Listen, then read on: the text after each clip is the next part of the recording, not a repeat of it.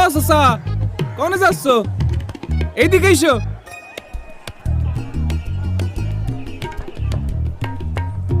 এইটা দেখে এম্বা করছো? না মানে দেখতে জানি কেমন লাগতেছে।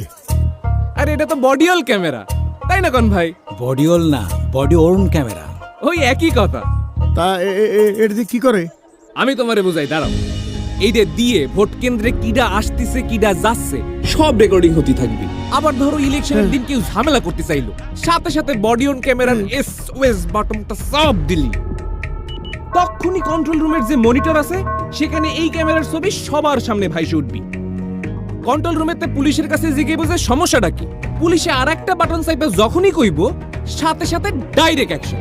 তখনই সশস্ত্র বাহিনী, বিজিবি ও আইন শৃঙ্খলা বাহিনী আইসে এই সন্ত্রাসীগুলোরে ধরে যে যে আকাম করব একদম লাল দালানে ঢুকাই দিবে। বুঝিছো ব্যাপারটা? মানে আগের মতো কেউ আকাম করে পার পাবি না? চাচা, আগের দিন কি আর আছে? আমি ডামিয়ার লাইলাতুল ইলেকশনের দিন শেষ। চলো ভোটটা দিয়ে আসি। চলো চলো। আপনার নিরাপদ ভোট প্রদানে আপনার পাশে সার্বক্ষণিক নিরাপত্তায় আছে সশস্ত্র বাহিনী, বিজিবি ও আইন শৃঙ্খলা বাহিনী।